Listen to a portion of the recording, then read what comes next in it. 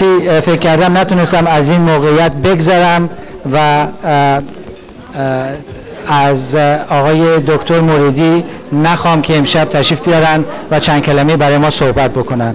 ایشون مایه افتخار من و فکر میکنم تمام ایرانیان تورنتو هستن. خواهش میکنم دکتر موریدی.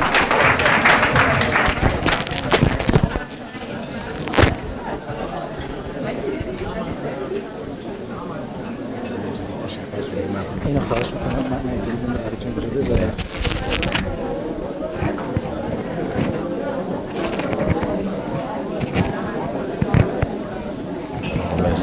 اینم میگم که یا تو چه دستم میگیرم. مرسی، خیلی ممنونم. میلا جان تشکر.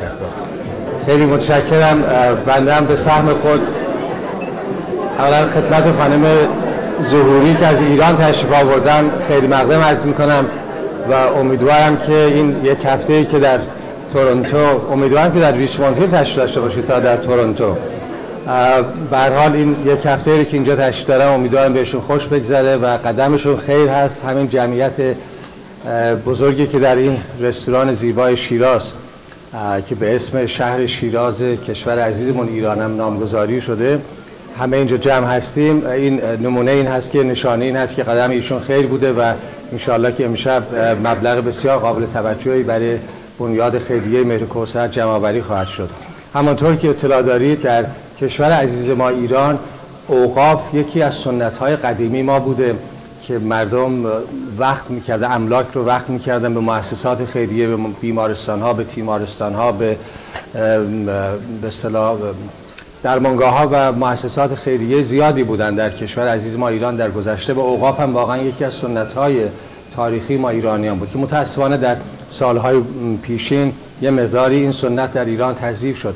ولی در کشور کانادا حتما اطلاع دارید که در همین استان اونتاریو 45,000 مؤسسه عام المنفعه وجود داره و درآمدی که مؤسسات عام المنفعه از نظر به اصطلاح صنفی ایجاد میکنن در سال حدود 60-70 میلیارد دلار هست. اینا با بودجه دولت اونتاریو کم و بیش رقابت میکنه.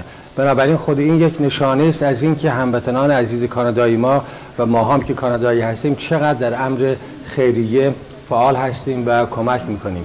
بنیاد خیریه مهر کوثر هم یکی از این مؤسسات خیریه هست که برای هموطنان عزیز ما در زادگاه عزیزمون ایران کمک میکنه و خیلی از مردم در ایران نیازمندن. این واقعا باعث تأسف از کشوری که بزرگترین ذخایر گاز و نفت دنیا رو داره، هنوز مردم زیادی هستن که نیاز به کمک دیگران دارن.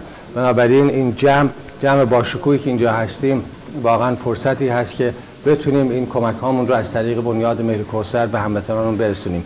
بهترین آرزوها رو برای همگی دارم و سال نو هم در پیشاپیش به همگی سال نو رو تبریک عرض می‌کنم. خیلی متشکرم.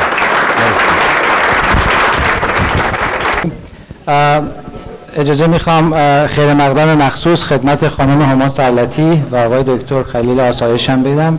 خیلی خوش اومدید. خیلی متشکرم.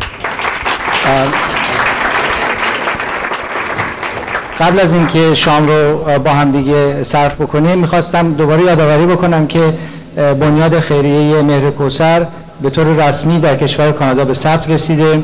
این یکی از فعالیت‌های سالیانه این بنیاد هست. در تمام طول سال شما میتونید به حساب‌های بانکی این مؤسسه کمک‌های خودتون رو واریز بکنید. در بازارهای نوروزی و دیگر گردهمایی‌ها و جشن‌های ایرانی این بنیاد فعالیت داره و همیشه در تورنتو حضور دارن و امیدوار هستیم که کمک‌ها و مهرورزی شما فقط منحصر به امشب نباشه. میخواستم یک بار دیگه از خانمای داوطلبی که امشب کمک میکنن و همکاری میکنن تشکر بکنم. خواهش بکنم یه دست مفصل براشون بزنید. امشب زحمت این کاری میکشن. فکر میکنم که شام آماده باشه. از غذای خوشمزه رستوران شیراز با هم لذت میبریم. مرسی.